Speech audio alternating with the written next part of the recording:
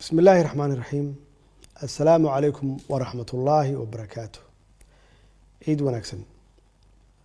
وحنوهم بلينا دمان أمد الصومالي ملك استيجوجان. مناسبة دام بركيسن عيد الفطر. الله وحن كبرينا إنه نجا أقبله صون كان عبادتي ونكسنيد أينو جدني أنتي لوجري بشي بركيسنيد رمضان. مناسبة دان فرحة له عيد الفطر.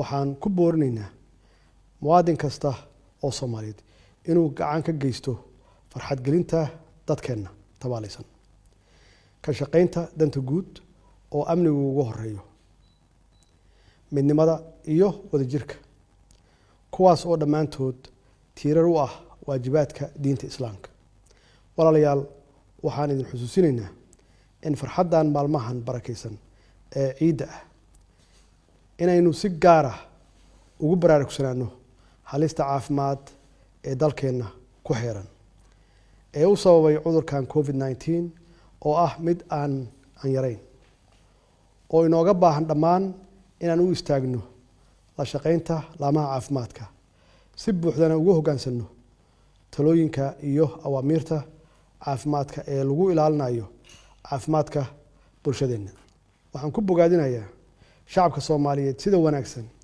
ay ugu dulqaateen bandowgii lagu soo rogay dalka oo lagu xakameeyay cudurkan safmarka ah iyadoo lagu guda jiray bishii barakeysneed ee soonka oo sida caadiga ah uu kordho culayska nololeed munaasabadan ciida ah waxaan si gaar ah aan rabaa inaan ugu hambaliyeeyo ciidamadeena qalabka sida ee geesiyaasha ah oo har iyo habeenba u taagan difaaca dadka iyo dalka anigoo ku bogaadinaya dadaalka muuqda ay ku dardargeliyeen amniga iyo nabadeynta ama nabadgelyada intii lagu jiray ama lagu guda jiray bishii barakeysneed ugu dambeyntii waxaan eebba ka baryaynaa inuu ciidan ciideeda inuu gaarsiiyo dalkeena oo nabad iyo barwaaqo ah kuna si talaabsada jidka horumarka عيد ونكسن